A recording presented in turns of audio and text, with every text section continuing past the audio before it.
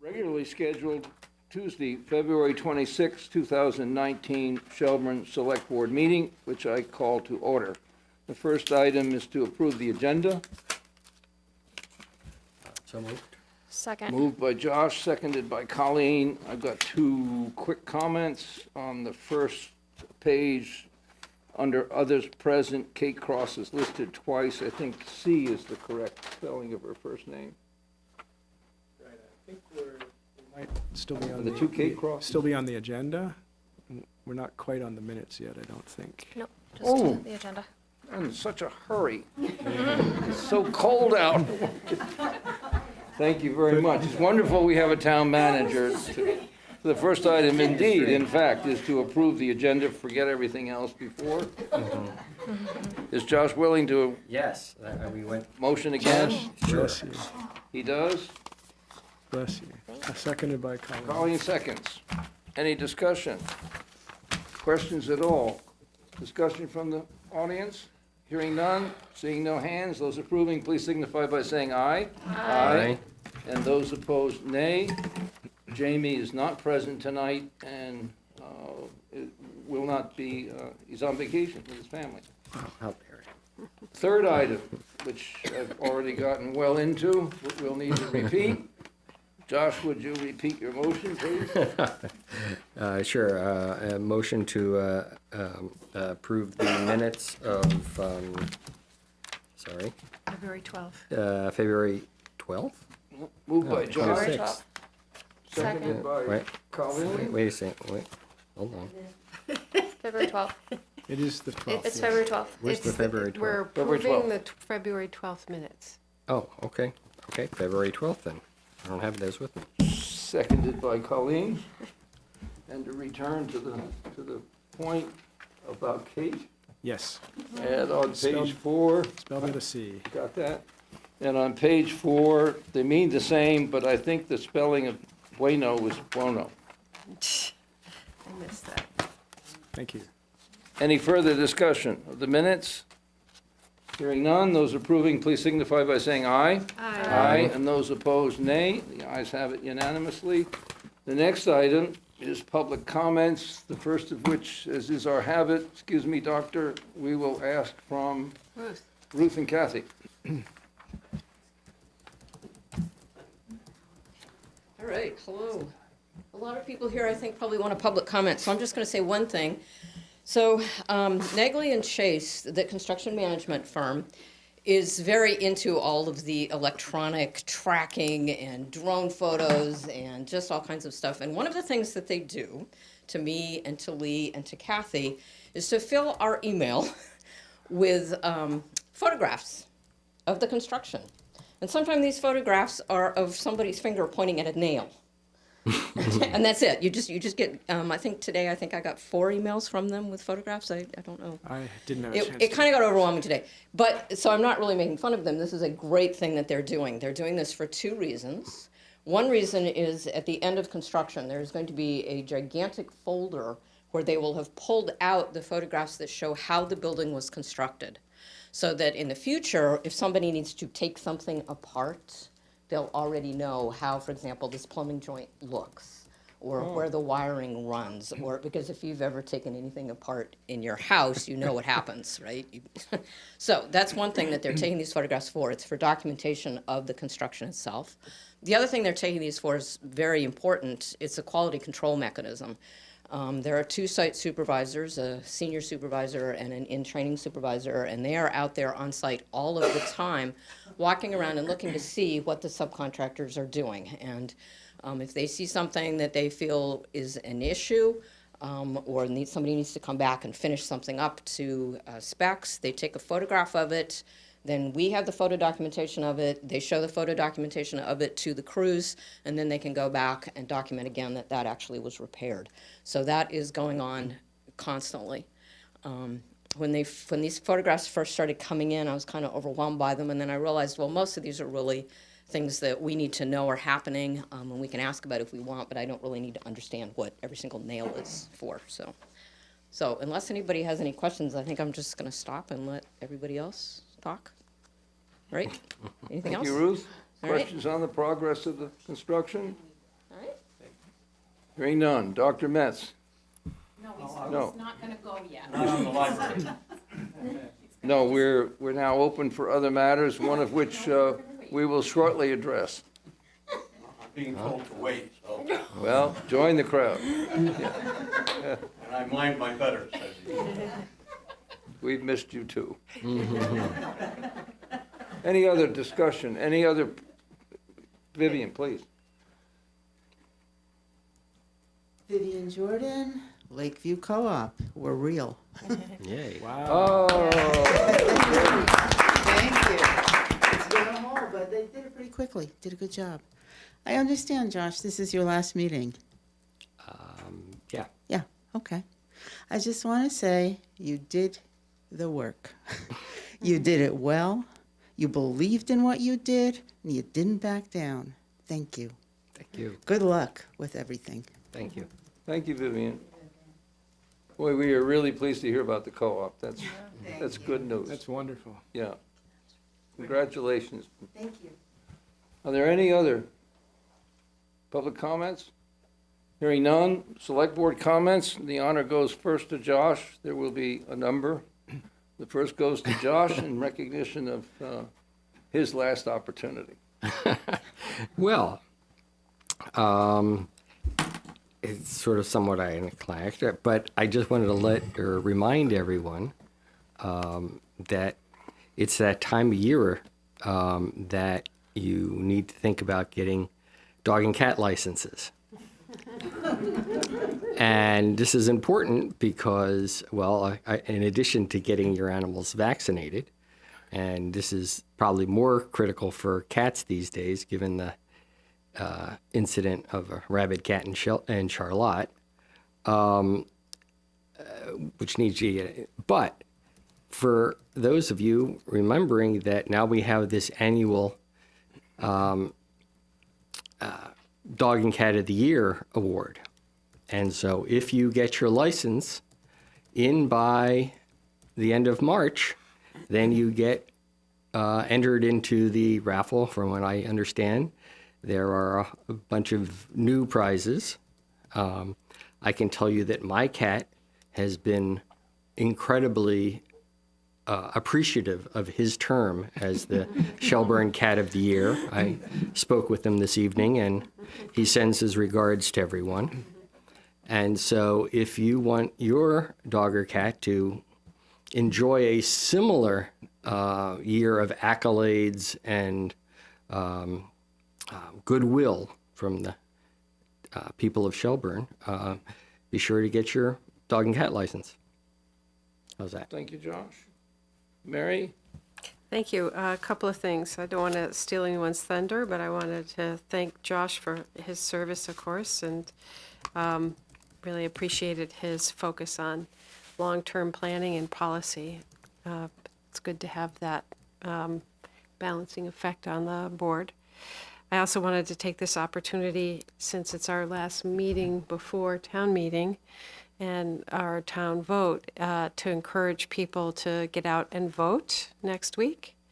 And also to put in a plug, a shameless plug for the fire department move in the ballot item for entering into the investigation phase on the possibility of buying the lot on Long Meadow Drive. However you feel about prior issues in the town and however you feel about the library, I think those shouldn't enter into the matrix in making the decision on whether to vote for this. And the reason I feel that way is because I actually think this is an example of good long-term planning.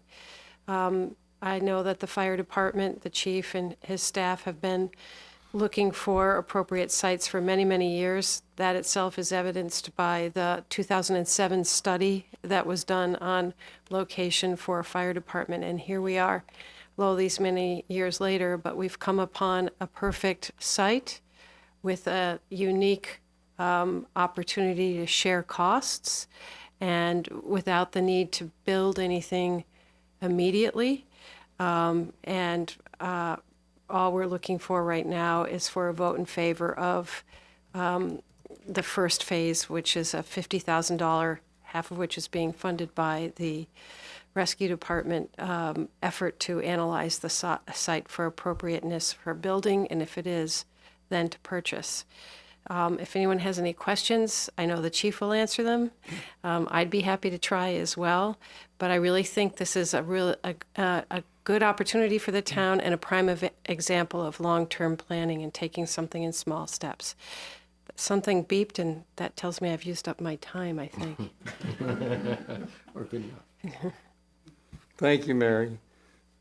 Josh, of course, already referred to the fact that his housemate won that award. We can reveal now, since the year has passed, that the fix was not in, despite a lot of betting to the contrary. My item is to recognize Josh's service,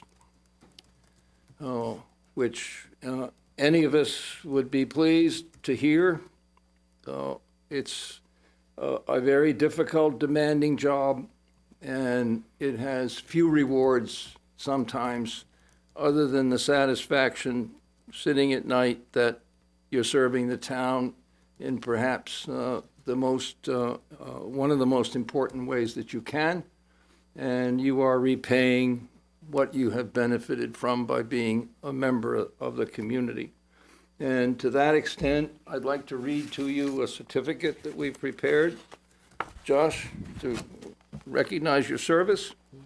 And that says, if you'll forgive me, whereas Dr. Josh Dean has served as a member of the Town of Shelburne Selectboard 2016 to 2019, and has been an advocate of greater community participation in town decision-making, and has taken special interest in natural resource protection, especially regarding multiple programmatic approaches to stormwater mitigation, and has contributed markedly to development of town policy. Therefore, be it resolved by certificate that the Select Board, on behalf of the Town of Shelburne, extends its thanks and appreciation for his service and wishes him every success in the future. Dated tonight, February 26, 2019. Thank you. Thank you, Josh. Thank you.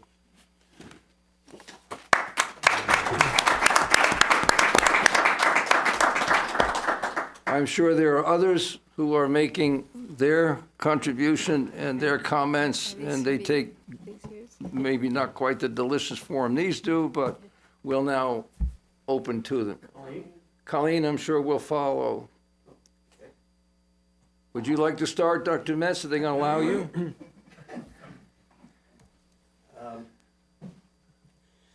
Shelburne has been extremely fortunate in having the services and in enjoying the talents of Dr. Josh Dean.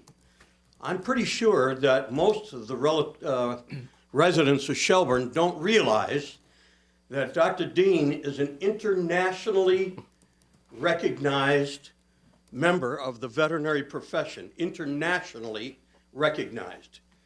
And he chose, shortly after coming to Shelburne, he chose to lend his talents to this board.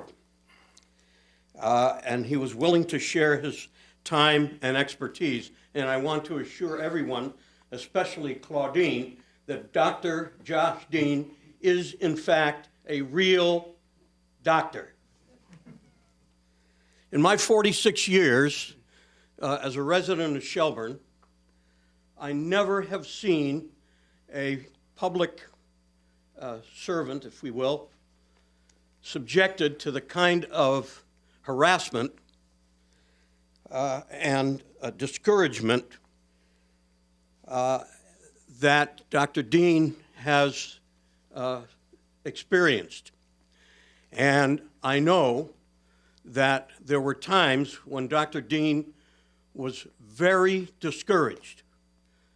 I also believe that now, as a result of change of circumstances, that now he looks at the town of Shelburne and its proceedings with a far brighter outlook. At least I hope so. And Josh, I hope that you really do realize that even though you were very discouraged, now you can look back and say it was worth it. And as a token of my esteem and appreciation, I would like to present you with 3 issues, back issues of the Journal of the American Veterinary Medical Association, which I, of course, get for free, but I want to give it to Josh as a bequeath. So they don't mess up your house. Thank you. We are astonished, not just by your investment in that gift, but by your elocution and your recall of what has been an adventuresome 3 years, Doctor, and in which you took part. And I think all of us probably sit here tonight appreciative and thankful that we have set a new direction, have stepped into new days, and now look forward to a new Select Board year beginning next week. Is there anyone else who would like to comment? Doris? Yep.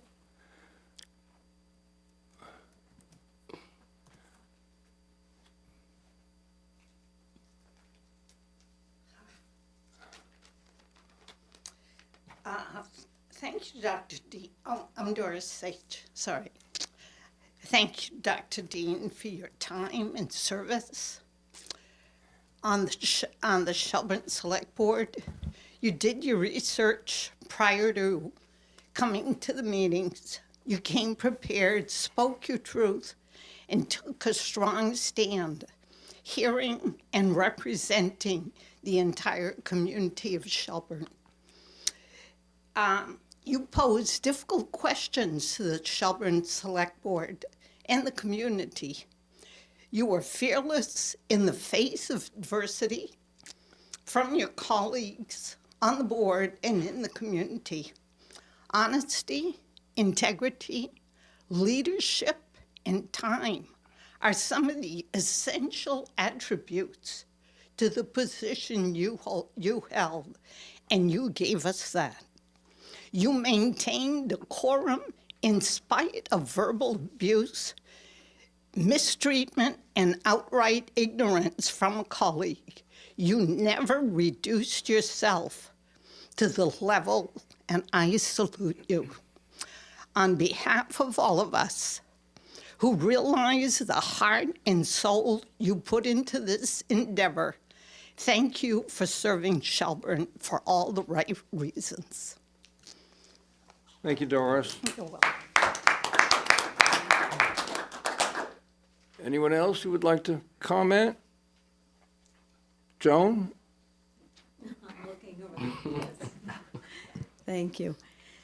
Josh, we met when you were fairly new in town, and I knew we had a camaraderie and I think a mutual respect for one another.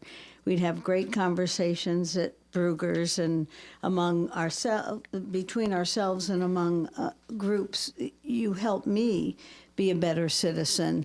And I think Doris said a lot of the things that I wanted to say. But when you bring things forward and your integrity, I think is a lot to comment on and say thank you. It may have taken you a while to make some of your statements, but you got to the point. And your ideas are big and honorable to aspire to. So thank you, and I'm very glad we met and that you've served, and I'm sure you're going to continue to serve. So thank you. Thank you, Joan. Would anyone else like to comment? I'm always good to speak. There you go. Chris Boyd. Josh, if anyone ever should know, 3-year seat on a select board, some people say probably isn't that long. It seems like a lifetime, doesn't it? And you've gone through a lifetime's experience with it. in 30 years in town, I would have to say your term, you've endured more than most have at any given point. And you stuck with it. Your moral compass stayed true. So thank you for your service. It's appreciated. Wish you had run for another term. But 3 years is long, 6 years, ooh. So, thank you. Thank you. None of this should be discouraging to you, Mike. Is there any other comment? Colleen, would you like to make one? Lee? Oh, sorry, Linda.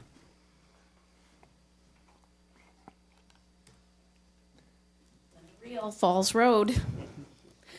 I'm here tonight to thank Josh for myself and also on behalf of his many Shelburne friends for representing us through his words, comments, and votes on the Select Board. We've come to know Josh as inquisitive, resolute, searching, steadfast, persistent, determined, and courageous. And Doris and I didn't work together on this. Thank you, Josh, for giving voice to the quiet and not so quiet thoughts of your constituents. Thank you for always wanting to look at the big picture as well as the details. We will always be grateful, and we wish you the best. Thank you. Thank you, Linda. This is a little spring for you and Ah, half of your Shelburne friends. Thank you. Thank you very much. thank you. That's good to see. Is there any other comment that anyone would like to make? Hearing none, the next item is the town manager report. Did Colleen? No, I said I was good. No, Colleen, just, Thank you. Thanks for coming. Just a couple matters. I think folks know by now, but the town report has been published and is out and is available if you're interested. There are copies here. There will be copies at town meeting. A lot of hard work goes into this annual community report, talking about not just budget numbers, but what all the departments have worked hard on over the course of the year, and this board as well. So I thank everyone who had a hand in putting that document together. We challenged everyone to try to make it interesting and readable, and I hope you find it that way. Just a quick update on the dog park. We're continuing to make progress. We have an informal agreement with the state of Vermont over what needs to happen in order to allow us to keep the dog park in its present location, and the dog park committee is working to help implement those solutions. As everyone knows, town meeting Monday night, dinner beforehand at the school, and then we'll have the town meeting afterward, and we hope to see you all there. And each year in the first weekend of May is Green Up Day in the state of Vermont. And if anyone is interested in helping to coordinate that event in the town of Shelburne this year, we would love to hear from you. It's a great event, takes some work like everything else to clean up the town. So hoping someone is interested and willing and able to step up to that this year. thank you. Thank Lee. you. Thanks. Any comments? I just wanted to say that the town report looks great. Yeah. It's really nicely put together, and it's a lovely dedication to the volunteers for the library, which was really nice to see. Nice job. I commented already, it was really well done. I thought the cover's stunning. And that's a lot of work. That began when, mid-December? You know, I mean, there's a lot of work involved. And we thank Sue Craig and Peter Frankenberg, who were Indeed. some of the two most responsible, along with Lee, so. Okay, anything else? Next item is to consider application for appointment to the Water Commission, which Craig Worcester has made. And would you like to review briefly your interest, Craig, and otherwise say hello to the community? Hello. I'm Craig Worcester, up on Woodbine Road, lifelong resident of Shelburne. my interest in the Water Commission has been ongoing for many years on the basis of my work with the fire department. Because of how the meetings were structured and stuff, and my schedule just didn't line up. But I've worked extensively throughout the years with Rick and the people at the water department, and based on my history and my knowledge and my interest in it, I'd really like to see if I can help in that area. So I really don't have a whole lot to say. I'm not a very good public speaker anyway, but as you know. So, any questions on what I wrote or anything like that, my letter? Have you got any of us? Not really. I look forward to working with the committee to learn. I think I can bring some of my experience and learn from the folks there. And I know like Pete Gadjo's been on there forever, and know him and Rick, like I said. So I think we can work well together and try to resolve and work towards a continued betterment of the town in the water area anyways. Thanks, Craig. I think we can be honored to have you. Oh, thank you. Is there a motion Move to to appoint approve, Craig for a term expiring April 1, 2022? Yep. Second. Yes, So moved, seconded. Any further discussion? Any comment? Hearing none. Those approving, please signify by saying aye. Aye. And those opposed, nay. The ayes have it. Thank you. We're Thank you. very appreciative of your willingness to join us. I appreciate it. Thank you. Thanks, Craig. Thank you, Craig. The next item are town manager goals and objectives, which have undergone some change from our last meeting, and I think the specifics of those changes have been in front of everybody. Except for the most Most recent. recent ones, which are in the copy before you that we just clarified. Okay. Those So- we made in response to a suggestion from Josh, and because we are running with the clock on this, as you know, we also updated and changed some timeline Yes. figures to recognize the fact that we're now nearly March 1. So the newer items that were added responding to the last conversation are on the next to last page, under objectives.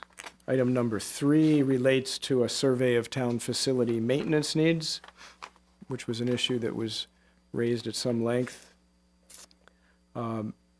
Taking that and working with the board to plug that into a capital improvement plan and budget.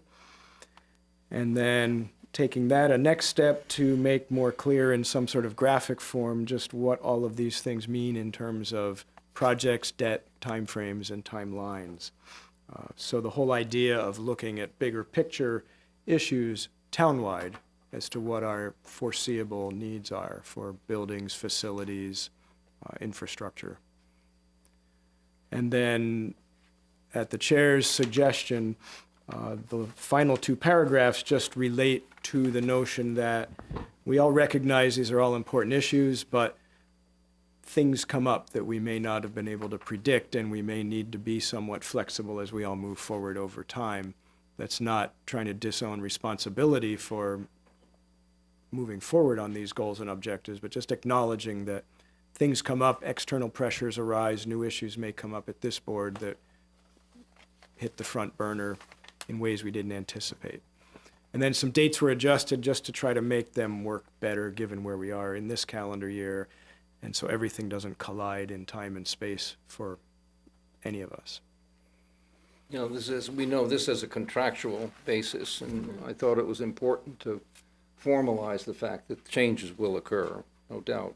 You could predict now that they will, and that those shouldn't work to the detriment of the town manager, especially external ones. And what we tried to do between 4 and 5 is accommodate the presentation of the CIP, which you'll remember is about that time frame. So those would glove in that September time period. Is there any The only comment that I have is we discussed this at the last meeting about the objectives and the timeline, and whether these objectives were in order of priority, and the timing was somewhat flexible, only because they don't necessarily go in order. If they're by priority, versus if they were by date, then I mean they go from August to October to September, going down the list, like objectives 1 through 8. And so was there we discussed that, but I don't, was there further discussion between the two of you? My approach was twofold. One, to recognize that if we established a firm, fixed priority order of goals, we have not, as a board, sat and done that. Right. And I didn't feel that in contractual terms those ought to appear unless we indeed had established them. Plus, I think it would be difficult to establish a priority order of these four, in some cases meshed as they are. Secondly, my feeling was that the timelines discipline the performance. And I think it's equally a disservice to the town manager to leave times up to in this case, him, as much as it is to us for the work not to be evenly distributed over the year. And in some cases, the timeline the timing of the products just recognizes the distribution of work over the year's period, as well as successive and staged products in the case of, for instance, the municipal utility. So the effort may begin now, but it's going to stretch on literally to year end. And in that case, we've been careful not to make the town manager responsible by objective for events or influences which might well affect whether that municipal utility occurs or doesn't occur.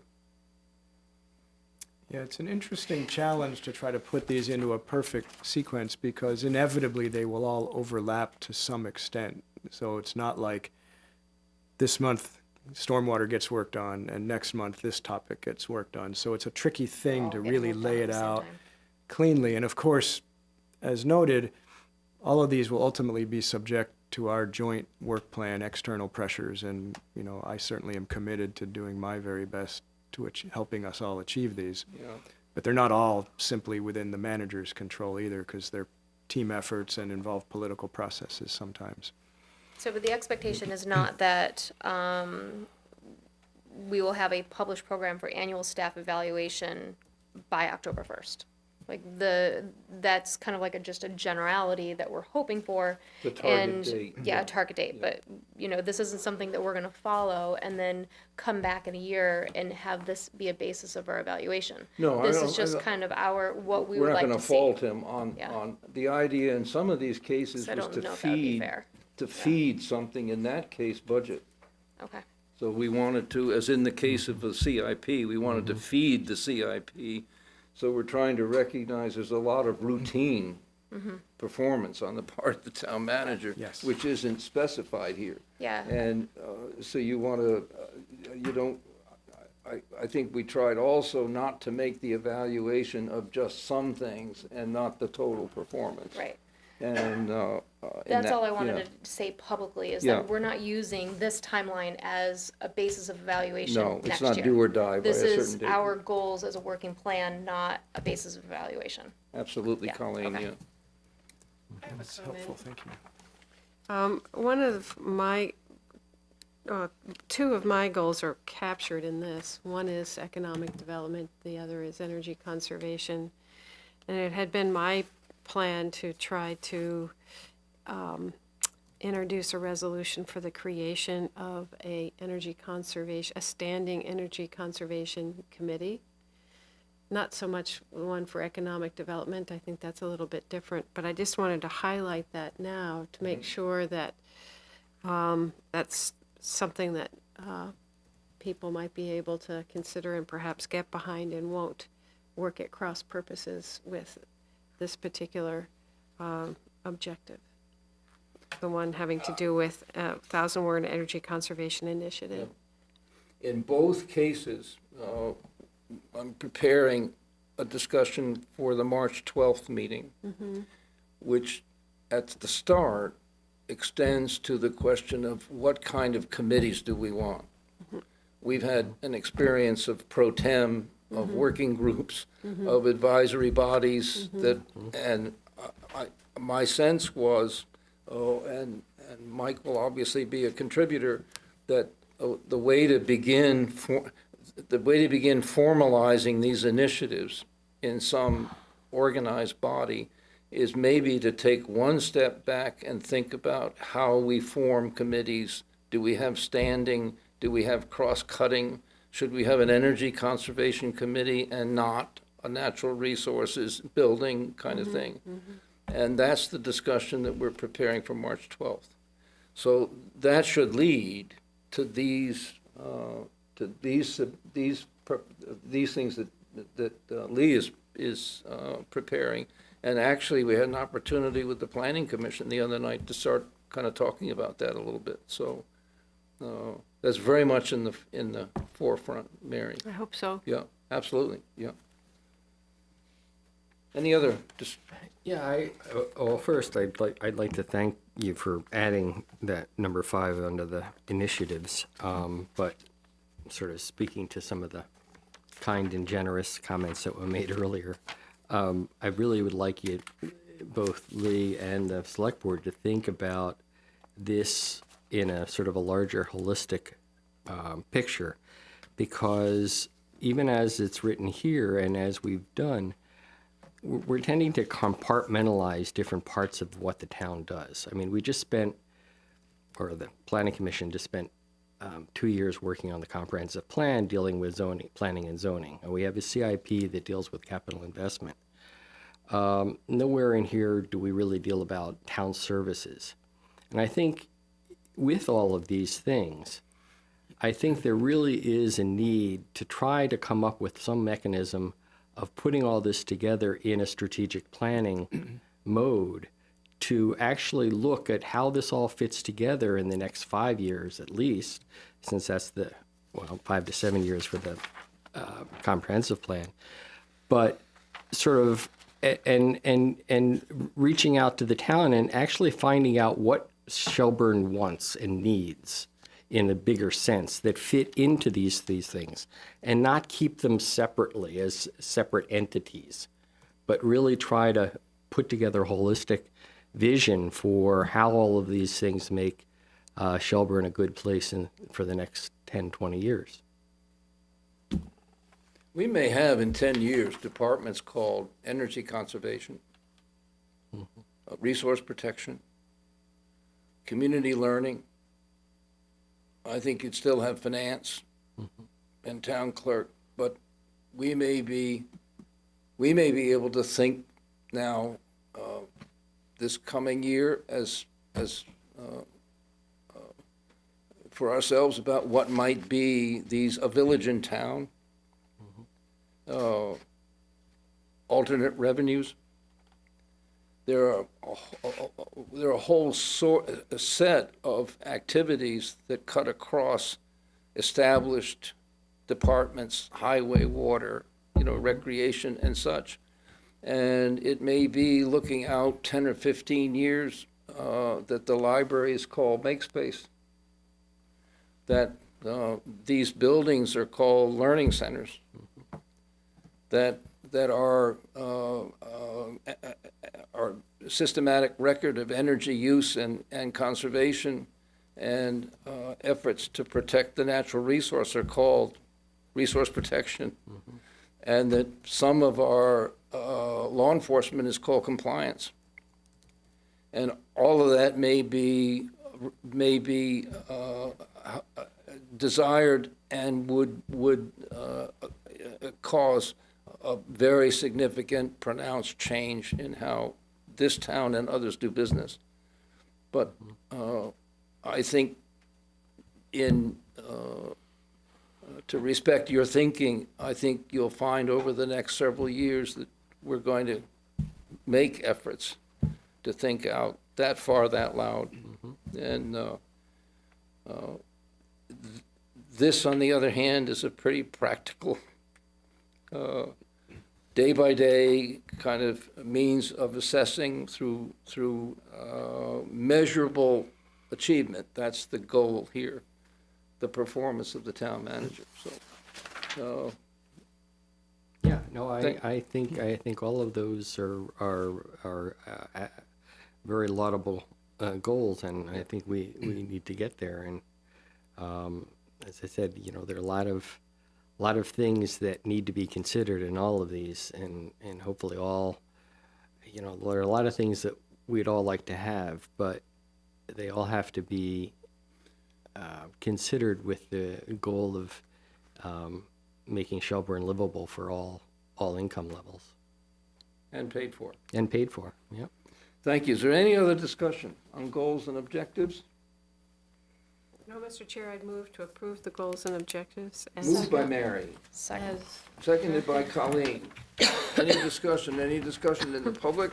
Hearing none. Those approving, please signify by saying aye. Aye. And those opposed, nay.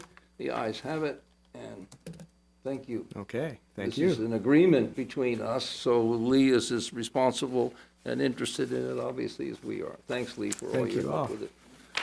The next item is to review the town manager's staffing proposal. So this was actually one of the goals we had talked about earlier on. As everyone knows, the town manager's office has gone through significant transition, not just in the manager's role, but also in the other person's role. There used to be an admin assistant person in that role, Judy Lance, who by all accounts was pretty amazing command central in the manager's office. And then upon her departure, there was a restructuring of that office and that position, and Joe brought on Ann Janda as a director of administration. And there were good reasons for that, and I'm sure that many good things came of that. When Ann departed in October, I thought it was prudent to not rush to fill that position, take some time, continue to learn how town operations work here in town offices with staff, how we work with our citizens, the citizens we serve.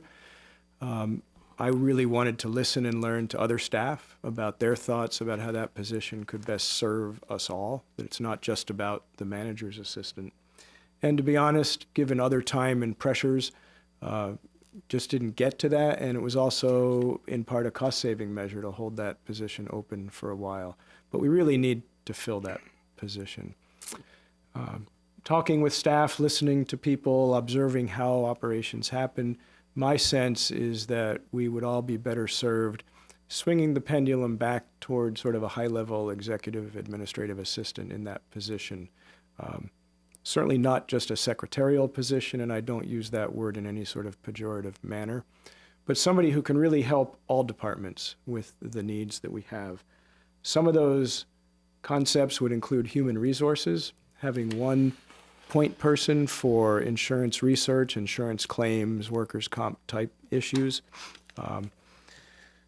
Working on scheduling of municipal facilities. When the new library opens, we'll have more places where people can meet and gather. We have rooms here, we have rooms downstairs.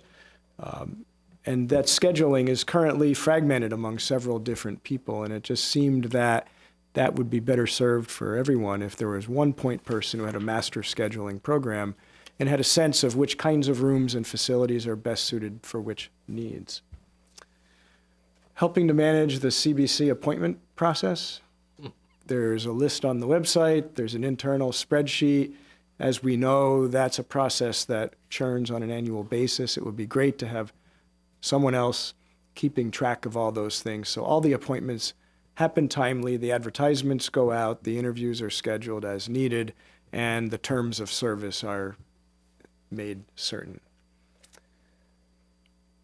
Some of the other aspects that I think would be useful is to bring the town report preparation back into the manager's office. That's really where it belongs, as a centrally managed process. Sue Craig has done a wonderful job over the past several years helping to put this book together, but it really should be brought back to Command Central, if you will. Town manager can use help on occasion with various projects, organizing, preparing of materials. Certainly none of that's beneath me to do all of that as I have been doing, but I sure could use some help once in a while. Managing your materials, helping to manage things like the cell leases on the south water tank, those things keep coming up on an intermittent basis. I thought it might be helpful if there was one point person for many of the municipal communications, whether they're internal with staff or external to the community. So whether it's letting people know we're digging up Falls Road this week on the water line again, or we're paving Spear Street this week, so just be aware of those things. So that there's a consistent tone and manner of how those communications are handled. Managing some of the routine mechanics of things, helping with the liquor licenses. We'll be dealing with a few of those again tonight. The overweight permits, the highway certificates, those kinds of routine things that are still very important and need to happen every single year. If we launch a stormwater utility, there will be a lot of mechanics involved in the billing aspects of those things. It's not just launching an ordinance and everything works fine. There's going to be a fair bit of work to help get that up and rolling. Helping with purchasing, and I'm not looking to micromanage how individual departments handle their basic supplies, but I think there's probably opportunities for us to do a little more research into cost-saving measures for bigger items from time to time. And if one person, again, is sort of helping departments with that, I think we'd achieve some efficiencies and cost savings over time. Handling RFPs and public notices, legal notices for various things like our public hearings that we need to have. Again, just having somebody who's got those boilerplate things in place, coordinates with the press when the deadlines are, and just helps make sure those things get out. Helping other departments as needed with special projects, making sure the paving grants and things of that nature, that we know about those and that we're meeting those deadlines. Doesn't mean that person has to do everything, but just helping us make sure that we're checking the boxes and being aware of grant opportunities as they arise. And somebody who can just be that real welcoming face, just like the clerks are and other staff, to be that help be that welcoming front face of town government. So that's my sense. If that sounds like a plan, if you have suggestions, but I'd like to launch a search process sooner than later on this and get somebody in that position. Yeah, and just for like a little bit of just historical background, I think I'm the only person that was on the board when this decision was made originally, and not that I think that anything needs to be different than exactly what you described, but if I remember correctly, a year prior to the previous town manager coming on board, the position of Public Works was gotten rid of. And so there were things that weren't being addressed, like things like the cell tower, and the painting of the cell towers, and the stormwater. And so that was the intention of creating this position that Ann Janda eventually filled. Mm-hmm. But it sounds to me like you're kind of combining a little bit of what Ann Jana did and what Judy Lance did in one person. It wouldn't be everything that Ann did, but it is, in essence, a blend, a hybrid of those former and more recent positions. Okay. So you don't think that all of this is more than one person could legitimately handle? I don't think so. Okay. And clearly, as always, it'll be a collaborative effort. Mm-hmm. It's not like I'm expecting this person, whoever they may be, to do every single thing here, but just to help with those things and manage those things. And each year may be a little different flow. Okay. But good question, and We have a high appreciate the background. tolerance for ambition, Linda, right? Yes. Well, I want to thank you, Lee, because this is a town manager decision, and I think it's very useful and important that he shares his thinking with us. It shows up as an action item on our agenda, however. Well, that might have been That's my not- it wouldn't be. mistake to have an asterisk. Sometimes I mix up where the asterisks Okay. go. Yeah. Well, I think our ratification is to affirm what seems to be good judgment here and a good developed sense of what the town needs most. And our interest, of course, will be to see the position filled as soon as that's practical. And I'm very pleased. I mean, it sounds like a really sensible plan. I've got to commend you, Lee. I mean, I think taking the time that you have in really evaluating, what the needs are administratively. I mean, I think it's been very clear, sort of from my perspective, that you've hit a lot of the boxes, and it certainly seems your approach, your team approach is really clear in this, in recognizing as said, this isn't necessarily something that one person is all going to do, but essentially having someone to coordinate a lot of this stuff will be really helpful, I think. Thanks. And as I said, I really did want to hear from other town staff what their thoughts and feelings were about how that position can best serve all of us. And those who responded were independently unanimous in their own suggestions. And we're going to note too, that goal number 2, objection 1. Objective. Objective 1 Please. has been fulfilled All right. on time. Check. Check off that box. February 26th, thank you. Thank you, Lee. That sounds good. That's the plan. Yeah, I think this is a really good plan. All right, next item is the budget update for the current fiscal year, which Peter is going to provide to us.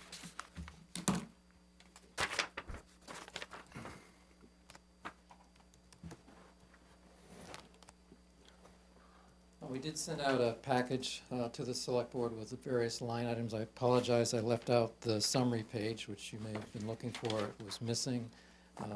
But I do have handouts that I gave you in terms of a one-page summary of the various categories. I guess I would just say for this fiscal year right now, to date, we're about 2/3 of the way through the year. I would say most, if not all, of the line items are pretty much on track for the year. No real unexpected negative variances at this point, which is good news. So again, we're about 2/3 of the way through the year. Our tax revenues that were billed are right around 100%. We haven't had any significant appeals that you would reduce that number. So the revenues on the tax side look pretty much on track. We are looking at delinquencies right now because the town collects both the school and municipal taxes. And we turn over to the school what their revenue requirement is, whether we've raised the taxes or not. So we're responsible for collecting both the school and town taxes. We've got about $470,000 of delinquent taxes right now. That's about 1.5% of what we bill. And that's something Lee's been looking at, rightfully so. The town manager, I guess, is by definition the tax collector. So we will be looking at some of the large accounts and trying to bring those current, which really hasn't had a whole lot of attention in the last few years. So I certainly support that idea, and we'll be working with Lee to bring that number down. On a percentage, it's not huge, but dollar-wise, it is certainly significant. And the other revenue categories, again, I would say everything is pretty much on track. You'll see the police revenues right now are about 88% of budget. That's really because of some grants that they ran for enforcement details. You'll see that happening on the expense side where they're up higher than where we would normally be, again, because of the enforcement grants that they get. Officers sign up to participate in those. They're fully paid for, but that does create some variance in terms of the revenue and expense percentages that you would normally see. Everything else, I would say, just hitting some of the high points. Just in the cemetery area, just to let you know, we are going to receive money from FEMA for the storm that occurred last year in May. And probably around $21,000 or so for cleanup of the cemetery and also some repairs to roads that took place during that, and possibly a state grant as well for a percentage of that. Yes. So that's good news. That'll be coming in hopefully this year. If you look at like the planning and zoning area, it may look like they're under budget for the year in terms of revenues. That's really because of some grant projects that they had scheduled that haven't taken place yet. So a lot of departments you'll find their expenses don't go and the revenues don't go on a normal straight line trend. They go up and down based on what categories are applicable in that particular time frame. And also the miscellaneous other category, it's 71% revenues. Again, a lot of that is one-time revenues, state payments that we get, things like that that are one-time and don't come in throughout the year. So all in all, I would say that the revenues are pretty much on track for to date. On the expense side, again, no real issues that we're seeing there.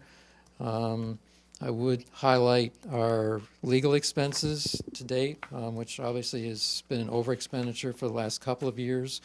Right now, on a $60,000 legal expense budget, we've spent about $32,000. That's with billings through the end of January. So that's at 55% of budget. So our legal expenses are certainly much more in line with budget this year than they have been for the last couple of years. As Lee mentioned, in the manager's office, 45% of expenditures to date. Again, that's attributed to, as Lee just mentioned, leaving the Director of Administration position open, the transition from prior town manager to Lee. So that currently is well under budget for the year.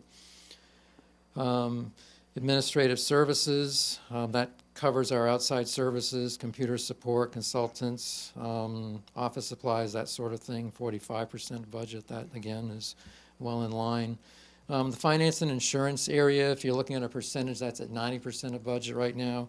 Some of that's going to be reallocated. Our insurance costs are allocated out to the water and sewer departments. That hasn't been done yet, so that will bring that number down.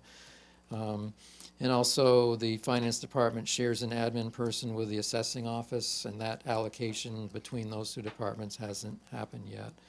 Our insurance costs will probably be a little bit over budget for the year, but again, not significantly so. In the police area, 71% of budget to date. Again, that's, as I mentioned before, some grants that they've gotten. So they've had officers working extra details in support of those grants. So again, that's offset by the revenues. I think the department's working pretty hard to try to limit overtime and keep their expenses on track. They have had some medical absences that have created some challenges in terms of filling shifts, but they're well aware of that and I think are definitely working to keep on budget for the year.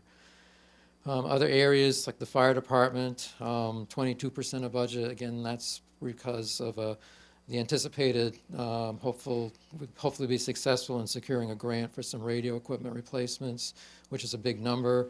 We don't know that yet, whether we're successful, but in terms of outside of that, the operational expense for both fire and rescue are certainly on track for the year so far. The benefit category, if you look at a percentage there, 132%. That again is transitioning. We used to budget all of our benefits in one line item. Now it's budgeted by each department, and that means transitioning out all of those bills by department.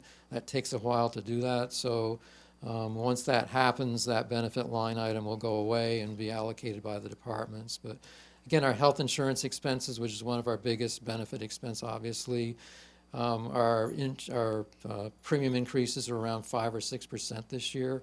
Normally we would experience around 10%, so that's good news. So we should be okay with the benefit costs to date. Again, those will be reallocated by department. So those are really just kind of the highlights as to where we are right now. I don't really see any major issues of over expenditures, things that would cause us to cut back at this point. I know one of the areas, obviously, that has one of the biggest variances is the highway budget.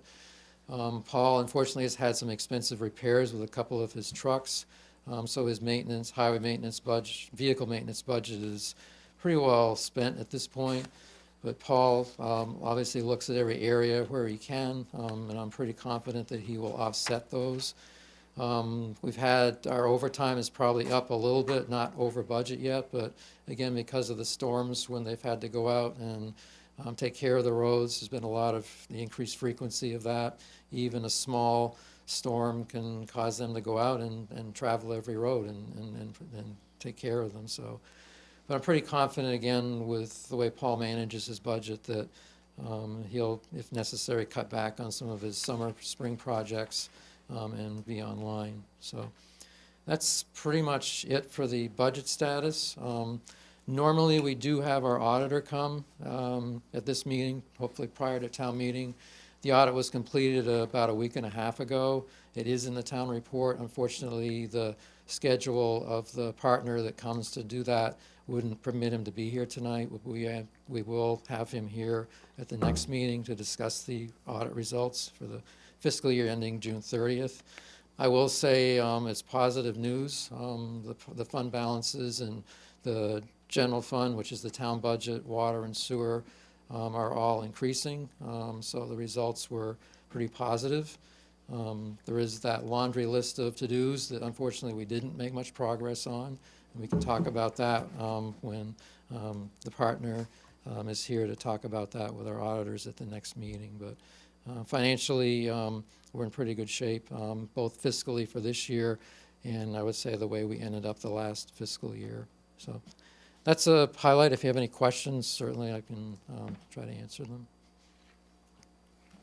Yeah, one thing Peter did touch on that I fully intend to start working on is contacting the major landowners with the largest delinquencies, because just the top 12 delinquent accounts are over $400,000, and it's just not fair to all the other taxpayers who are making their payments. And you know, I know sometimes people may fall on hard times, but the services are still being provided, and so I feel it's incumbent upon me to start reaching out on an individual basis to find out what those personal or business circumstances may be and how we can begin to rectify those challenges. It's a lot of money that we're owed, and as you know, we worked so hard to scrape the barrel on the budget this year, and yet we're carrying almost $500,000 out there in owed money to the town. Thank you. Comments? Gee, Paul did pretty well with road salt, given the conditions this year. I would have expected that. Well, That's a really good piece of budgeting. We're not done No, yet. we're not out of it, yet, but, prices have been rising and supply has been greatly Yeah. restricted this year. but so- even where he is now, I mean, that's, Yeah, and again, I think Paul is very good at keeping his supply current. I know a lot of towns, he mentioned to me today, Williston, the highway superintendent was told to cut back because they're over budget on salt. Well, if you draw down your salt shed and then you have a major ice storm, it's a question of safety versus budget. And yeah. Paul's very good at getting, his shed's about half full right now, and it's less than he would like to see it, but again, I think he's got us pretty well covered for uncertainty with the weather for now till the rest of till spring. And regional supply is restricted, that's Yes. already happened? Yep. Paul knows who to talk to, where to ask, and to try to make sure, as Peter said, that our Yeah. supply remains reasonable. Thank you. Any questions? Any questions from the public? Hearing none? The next item is town meeting preparation. So I just thought it would be helpful for us to have a conversation about how we'd like to have our part of town meeting go, and what sort of expectations you may have as a board, what you'd like to see, what the community might like to see in terms of any sort of presentation. This was a question because several things that we would like to see happen are not on the warrant as such, so they need to come before. And the question was how best to work with, to help Tom understand. For instance, the Hague Award will be made, and that needs to be done before the formal consideration of warrant.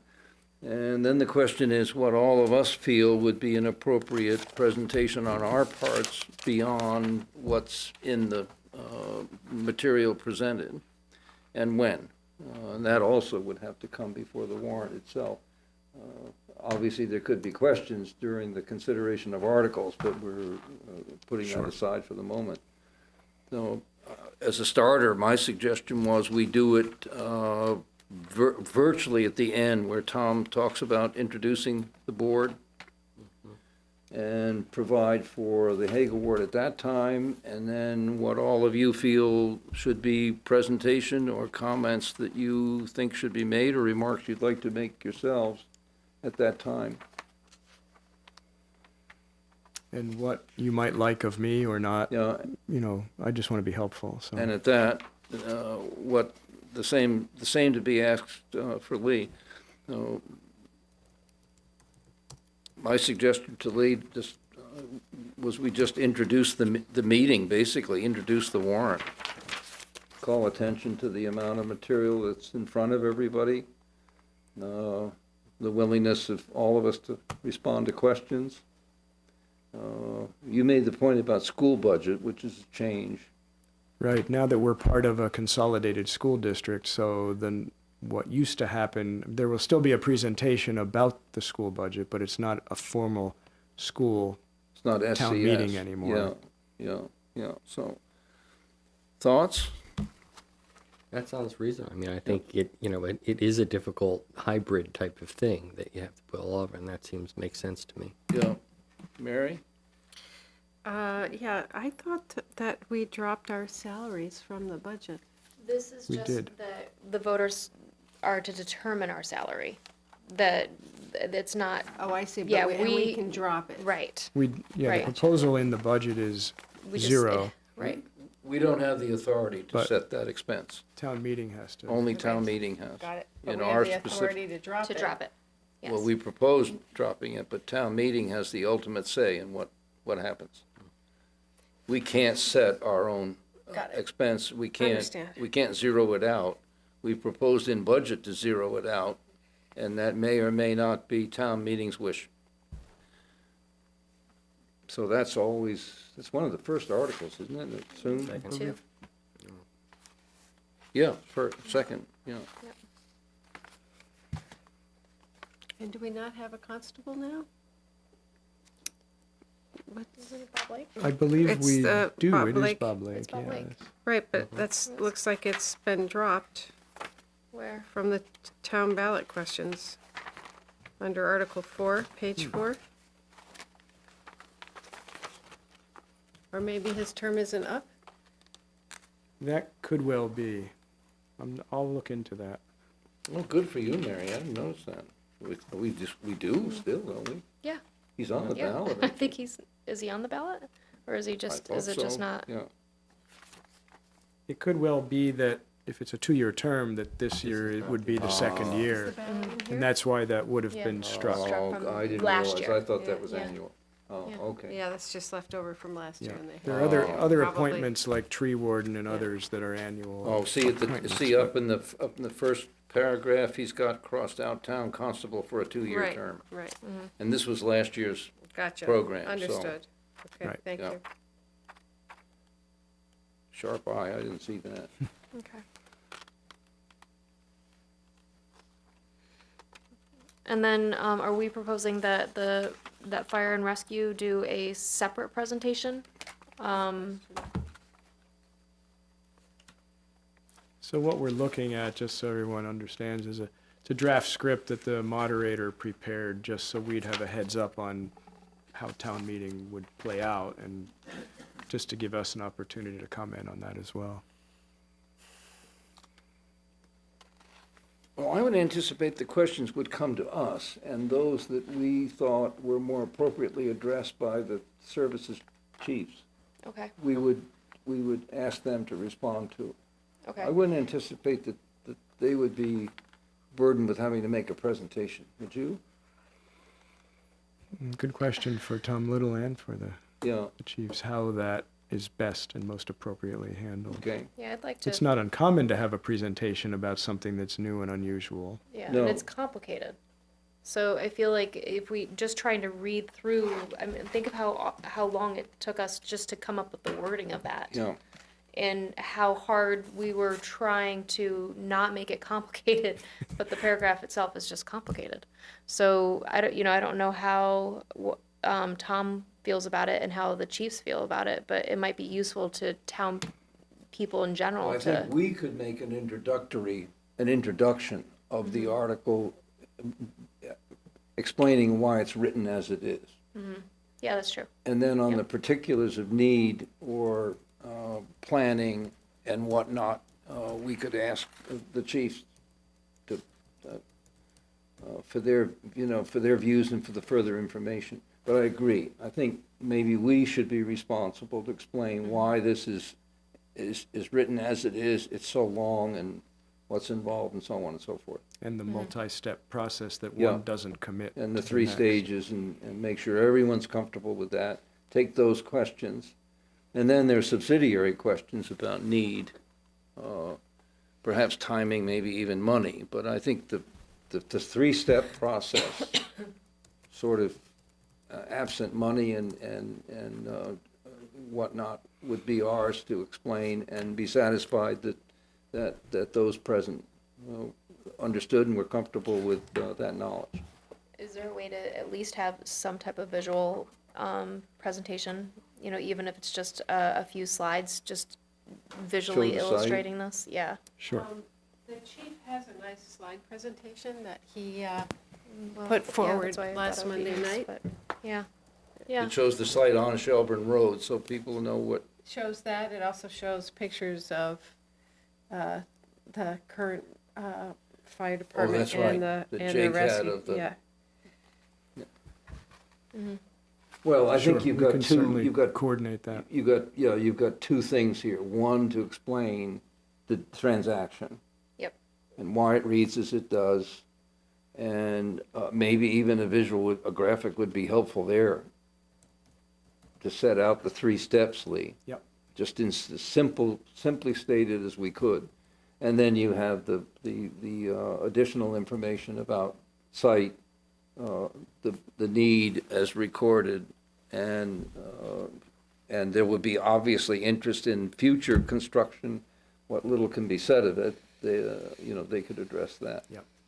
That's everybody okay with that? Chief's gone, so we'll make this decision for him. I'm sure they would welcome an opportunity Yeah. to speak to it. Yeah. My sense is we're ready to respond to questions at any time on any subject. I mean, I think all of us are comfortable with the budget decisions, and it would be those of, Do we want, maybe it's in here and I missed it, but do we want somebody to report on the library progress? That's probably a good idea. It doesn't have to be long. the state. What do you think, Ruth? She was I mean, in looking forward to a addition week what off. In addition to what material, do you and Kathy think an update? I feel like we give them updates. Yeah, but it's a nice opportunity with, to just give a construction update and would you like to? She'll think about it. We're Maybe if happy, you're- I kind of feel like it's the fire and rescues night. Like I'd like to give that. okay. Gotta say, the library tonight, when I came around, is just looking great. With the lights on the inside, it's like A real building. and a beacon, kind of, so. I And hope it's people still, today, the most expensive project that the town of Shelburne has undertaken. I feel like if you guys don't want to, then maybe it's something that us as the select board could at least say something about. It's going well. Yeah. It's not, It's scheduled to be open at this time. Well, there are a lot of connections between these two, potentially, if it's approved. I mean, we don't want to get ahead of things. Because while this proposed project wouldn't be managed ultimately by volunteers, virtually, with contracted help, there'd be a slight difference. There have been things that the committee has learned, sometimes to their distress, and that we have shared that are going to be invaluable to any such similar project in terms of planning and early stage thinking through. And in a way, they're our own best example at the moment, Kathy, Ruth, and the committee, of what the nitty-gritty's all about in a project that on the surface seems straightforward and a dollar fixed, but in its doing is going to be a different kind of an experience.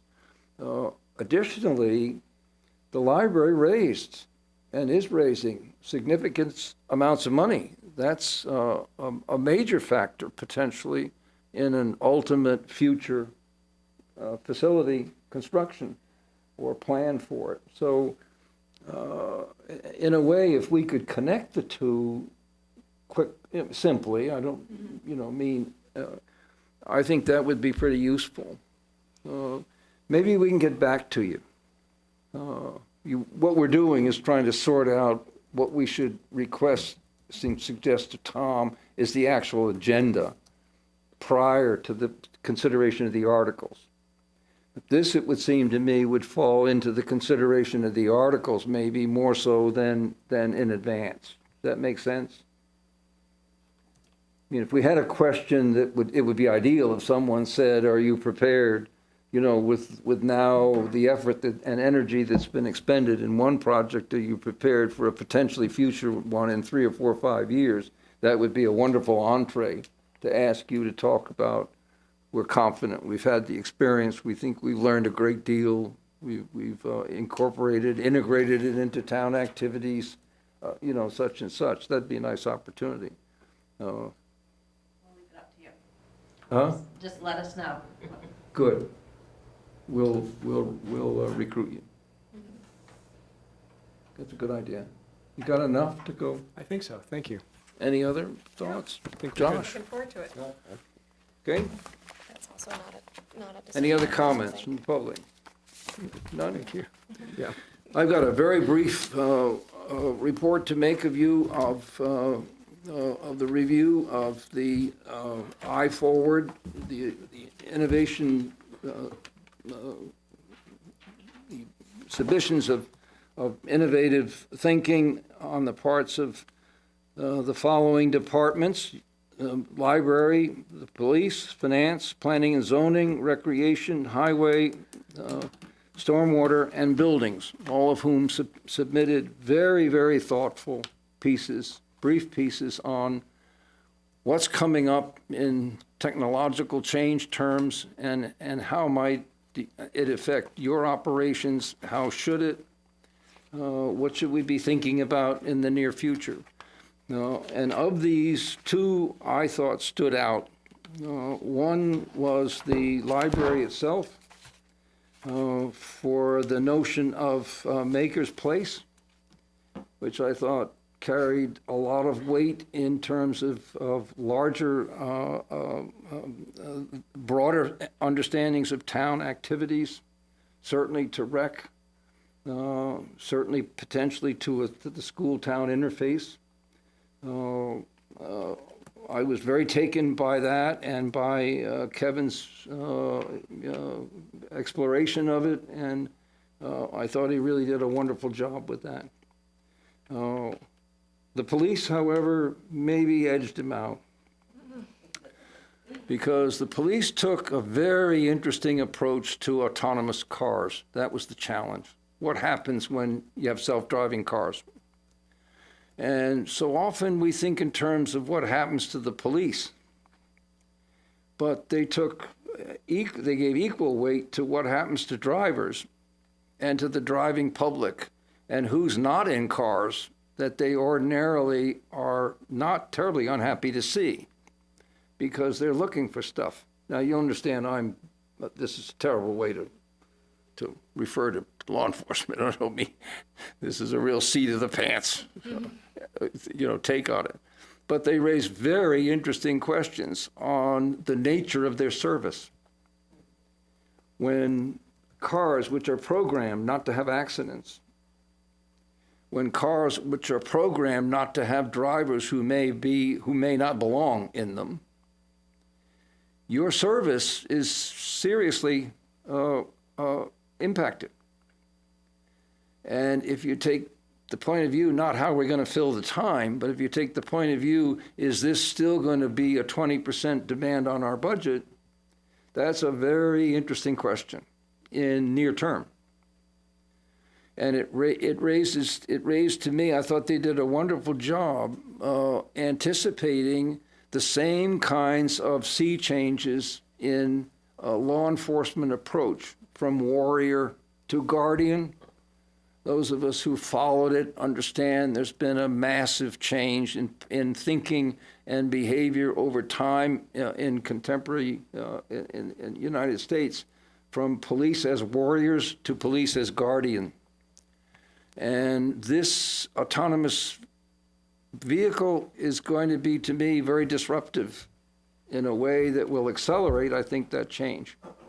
I thought they did, in short, a really good job, and commend them for it.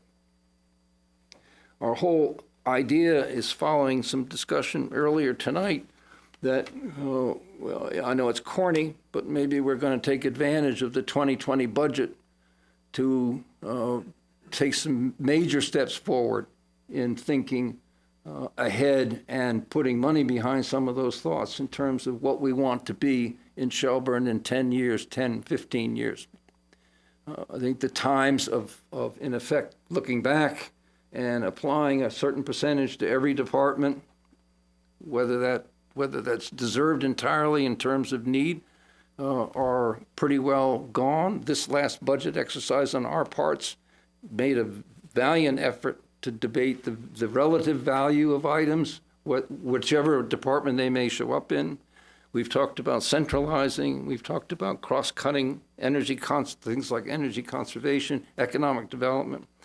And I think all of this is going to contribute to an exciting year. Certainly, I personally feel in terms of forward-looking activity. And this is sort of an early chirp out of the nest. So I appreciate all of the departments who made the effort, who took the challenge seriously, had some very, very thoughtful things. Those were the two that I felt really kind of rose above. And please let Kevin know. Thank you. Next item is to consider the gas tax proposal provided us in support of local road maintenance statewide. So the short story on this is, as we're all aware, our roadway and highway infrastructure has been challenging to maintain. State aid to municipalities has not risen with need.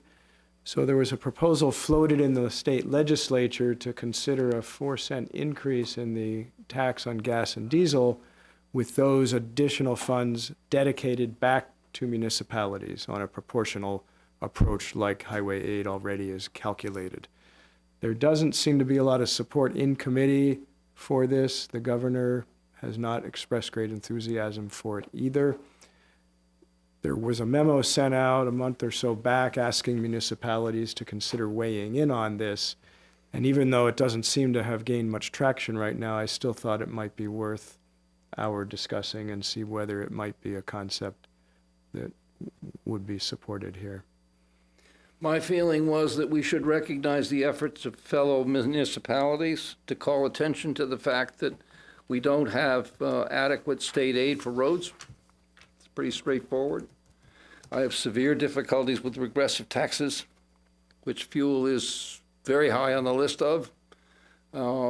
Taxation itself is not as problematic to me, but regressive taxes are. And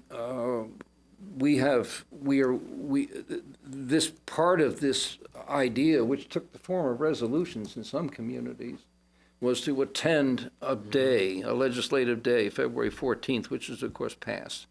So there isn't clear at this point what we might add to it, even to write to it, other than to acknowledge in public that any effort and concept to mobilize more state help with roads and many other things is certainly, I'm sure, something we would all be supportive of.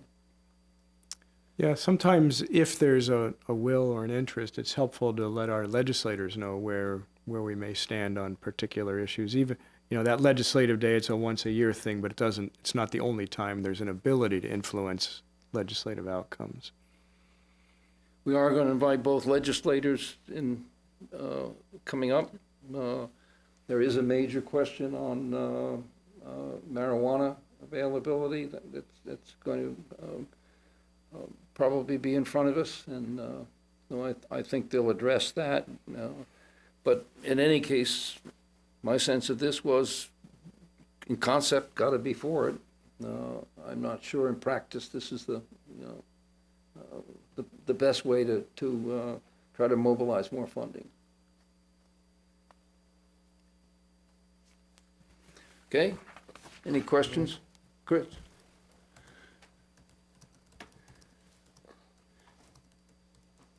Chris Boyd. So, I don't feel you have to be for it. When I was on the board, we had discussions then of the 1% sales tax and whether it should be invoked and whether it should be used in a similar manner as what Williston uses it to help get property tax rates down here. Mm-hmm. Williston, compared to any other community in Chittenden County, has the lowest tax rate because of that 1% sales tax. And granted, they have a larger retail pot to grab from. But we have 2 gas stations in town. So would 4 cents a gallon really, I don't know how the state would plan on breaking this up, but I don't know that I would be quick to, pardon the expression, jump in bed with the state thinking you're going to get the pot of gold. You're probably not going to get much, but taxpayers are going to get hit in the pocket yet again. Yeah. And it doesn't need to happen. What really needs to happen is some responsible financing. Maybe it's time to talk about the 1% again. Yeah. Maybe it's time to start looking hard at what essential services have to be provided and which ones are not essential and maybe are not in the budget for a year or two to try and get expenses to where they need to be. Yeah. Budgets for towns, states, federal government are no different than household budgets. They all vary, but they all need to be responsible. And for this board, I would like to challenge you and say, imagine your household income is $55,000 a year, and try and plan the town budget around that kind of an income, because if we're going to have people of all budgetary lifestyles in this town, it's no different than the military moves as fast as the slowest person. This town needs to spend to the limits of the lowest income. It needs to be responsible, and it hasn't been.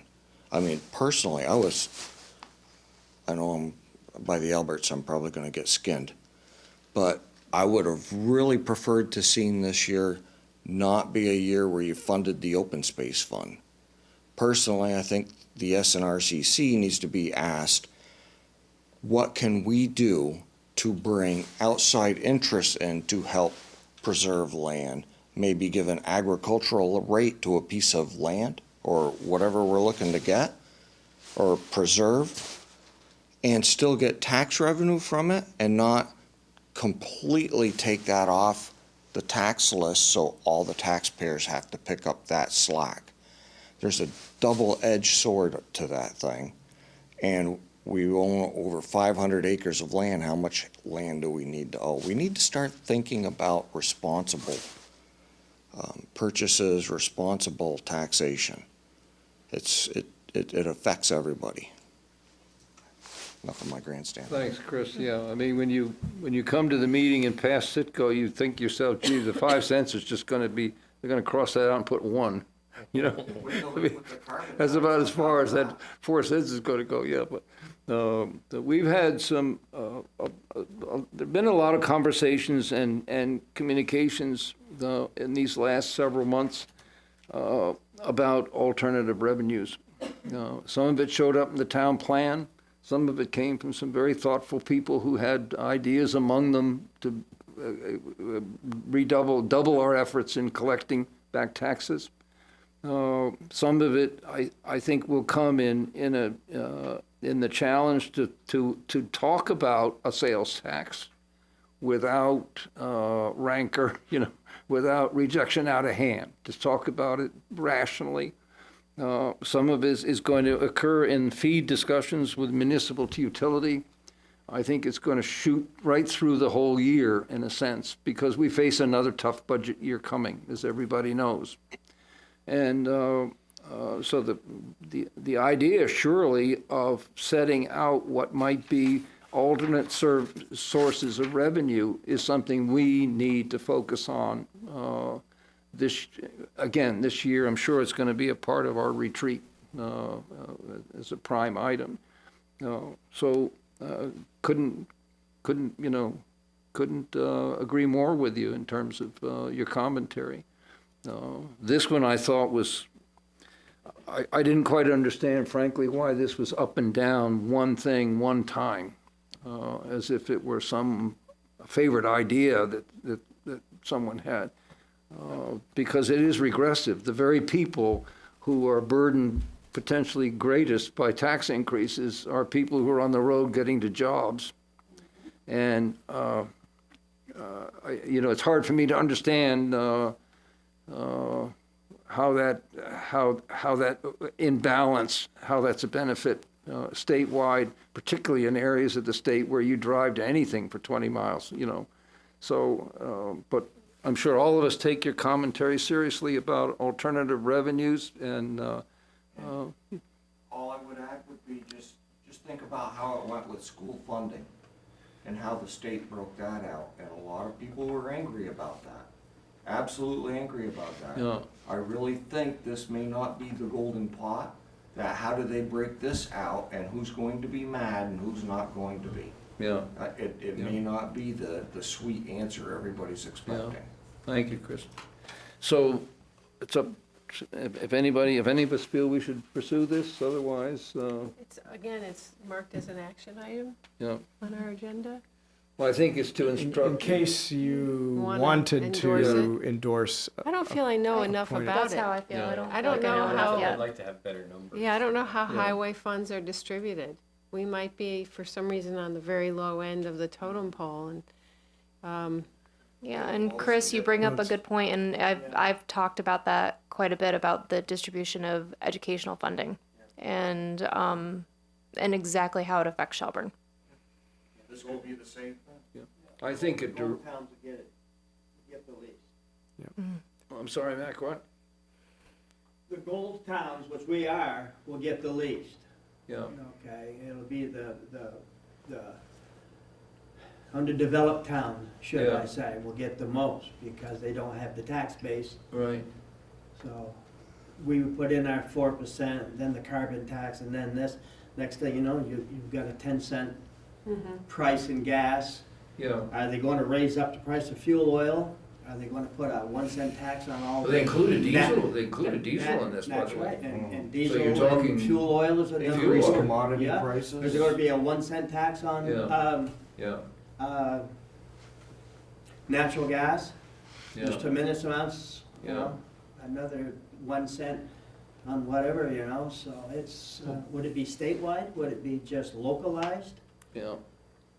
That's what I'm sitting here for is, I'm retired, so, it's one of those deals where, hopefully tomorrow my check comes in, but There you go. There you go. If they start the vehicle, right? Yeah, if they got gas, right? But it's just the idea that, once it starts, it won't stop. Yeah. I can remember when it was just a sales tax, it was only like, 3%? Now what is it, up to 7 or 8%? Well, you stand there at Staples and you get it all budgeted in your head and you This is think, true. wow, I'm in like Flynn, and then they add that last line, I think our sense is maybe to direct the town manager to respond with the support and concept to the Waterbury and, was it Brattleboro? The principles behind it. Support and concept. We support in concept. The idea efforts that there to- has to be a Yeah. help, but this might Yeah, not be to the help, right. to This might not redirect be the funds right. to towns, especially for roads But I don't know that we are willing or prepared, any of us, to go further than that. Yeah, and even if you supported the proposal for the 4-cent tax, it's realistically, it's not going anywhere anyway, but. Yeah, I wouldn't be that specific. I would feel more comfortable directing the town manager to suggest to VCLT or whomever that the board felt it needed much more information before it could weigh in on it. I don't know if Shelburne would see one red cent, so I can't decide one way or the other if it's a good idea for Shelburne, which is my purpose, right? I mean, Right. I care about the rest of Vermont, but I think the decisions we make here have to be in the best interest of Shelburne. Be glad to communicate that.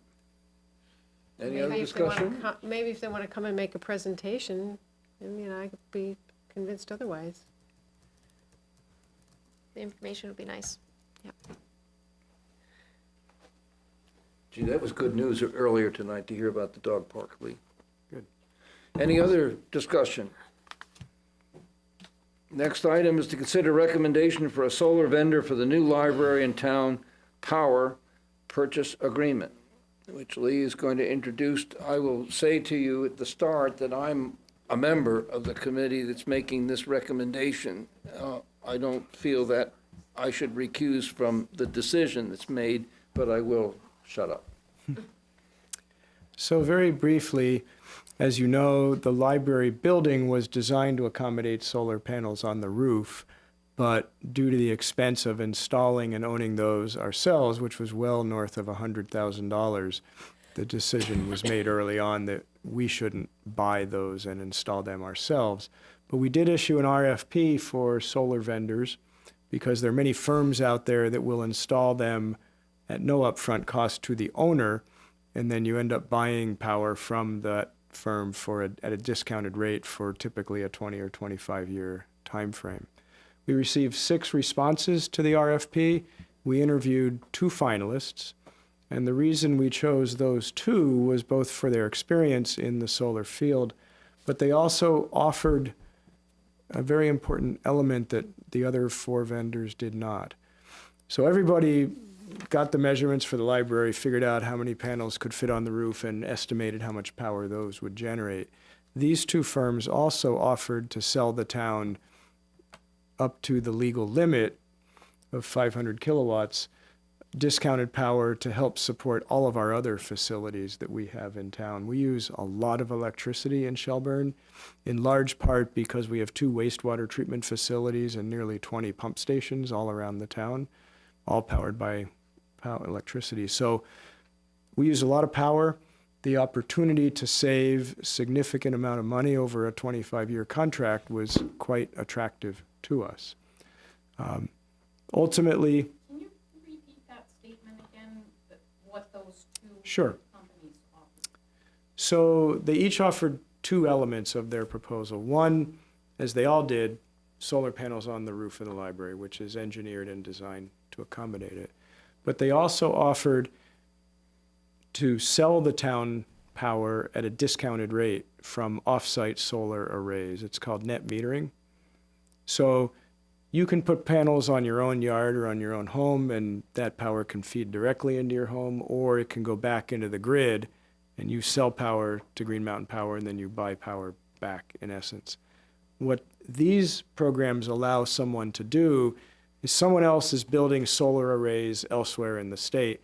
They have power to sell, and due to tax credits and other financial aspects of these programs, they can actually sell power at a discounted rate compared to buying it from Green Mountain Power. So in this case, each of them offered to sell us up to 500 kilowatts of power, which is the legal limit under state rules, at a 12% discount. So over the life of a 25-year contract, this can save us several $100,000. So each of these firms offered something very attractive to us, given our enormous need for electricity, that the other firms did not.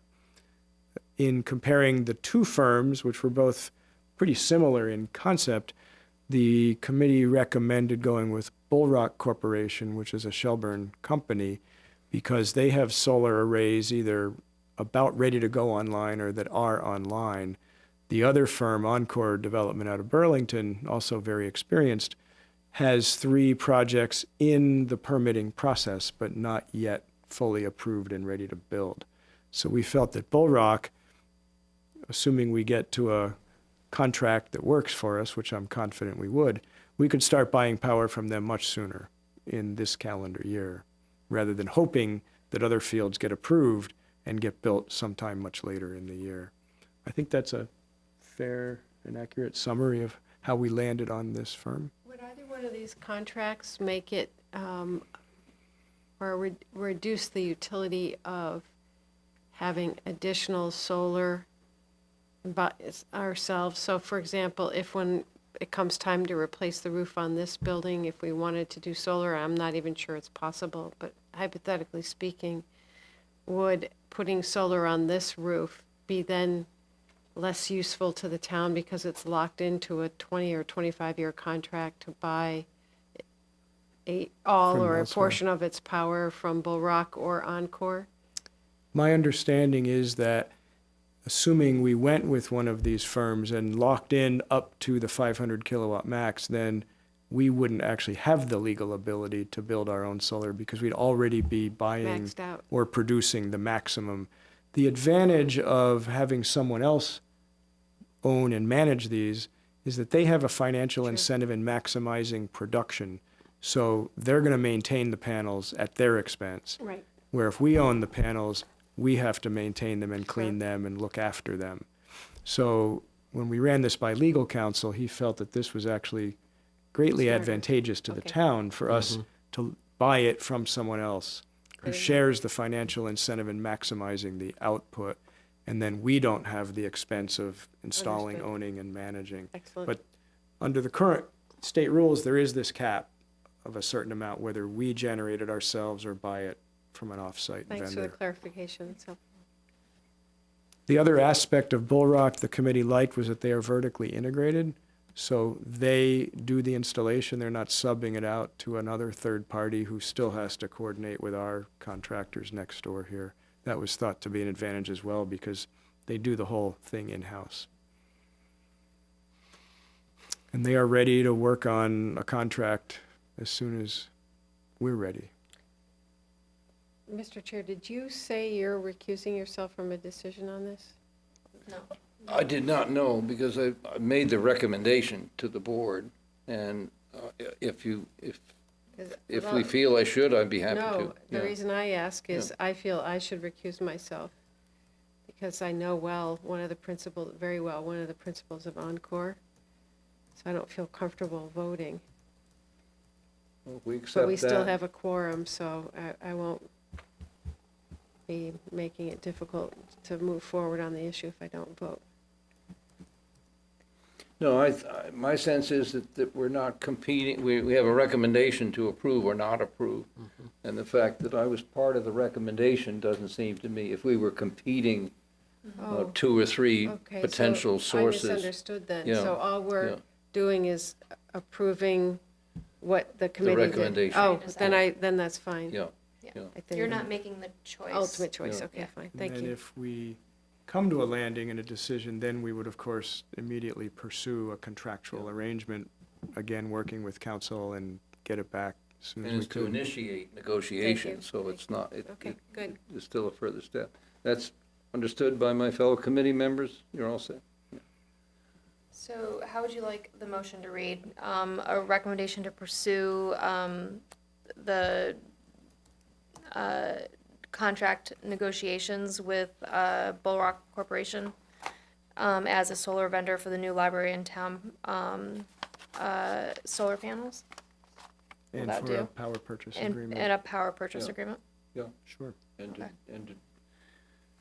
yeah, I think that would do it. Is that a motion? That is motion. Kathy, Ruth, before that seems adequate, right? Okay. Okay. Colleen moves. Is there a second? Second. Josh seconds. Any further discussion? Hearing none, those approving, please signify by saying aye. Aye. And those opposed, nay. The ayes have it. So, thank you. We can remark that this was an initiative of the committee way back when. This is, has blossomed into not only a very important feature of the new library town center, but is sort of has created some interest in, is giving us a little bit of direction in take up other alternate energy source projects ourselves. So we thank you for the effort and the enthusiasm and the forward thinking that was behind all that. And we're assuming you'll let us know when negotiations have been concluded and are satisfactory. And Indeed, we will. any further discussion? Is there a motion to convene as the Liquor Commission, in which case we are going to review one applicant licensee? Actually, we have several moved. late Oh, there are breaking more? ones, but nonetheless. Oh, okay. They're Do all you want a motion to convene as the Liquor Commission? Do we need to do that? Colleen has moved Okay. that we convene as the Liquor Commission. Is there? To adjourn as the No. select board first, or just? I don't think No, so. no. I think you can just, There's a second. Josh has seconded. Any discussion? Those favoring, please signify by saying aye. Aye. And as the Liquor Commission, we're going to review. yes. So the establishments before us this evening are the Bearded Frog, Cucina Antica, Rustic Roots, Walgreens, and Bearded Frog. And as you know from the last time, these have in the past involved a blizzard of paper and signatures. And at my request, the town clerk inquired of the state of, couldn't there be a simpler way to handle this? Because I asked, how does South Burlington or Burlington do this? They'd be here for hours. So the state said, yes, we can list the establishments and the type of license that they are seeking, and presuming approval, none of these have had any problems either with police department. They're all current on water, sewer, and property taxes. If it works, we can just sign one document that covers all of them. Oh, I'm in So favor no of that. more will we have the blizzard. So I have two separate letters, one for the establishments this evening, and then one for all of them that we approved last time, just to sort of reconfirm, because some signatures didn't quite make it on all of the pieces of paper. This seemed like a much simpler way to just ratify the action last time. Done. So from this point forward, once you have a motion to approve these, all we need to do is sign one piece of paper each year or two and save us all a lot of time. Good for you. So move to approve liquor Beard licenses is in as twice listed. because it's got two different classes. That's correct. Yeah. And Rustic Roots as well. Colleen, Move to approve liquor licenses as listed on these two papers. as presented. Second. Seconded by Mary. Any discussion? Those approving, please signify by saying aye. Aye. And those opposed, nay. The ayes have it. Thank you, Lee. That's a There had to be a better way to handle this. Those wasted signatures. No, it's All that made ink. it look so important. Yeah. Move to adjourn? Yes. Is there a motion to resume general session and shortly thereafter to adjourn? I motion both of those things. I move. I So second. moved by Colleen, seconded by Mary. Any further discussion? Hearing none, those approving, please signify by saying aye. Aye. And we thank you. We thank those of you who attended. You can reuse it. Here's two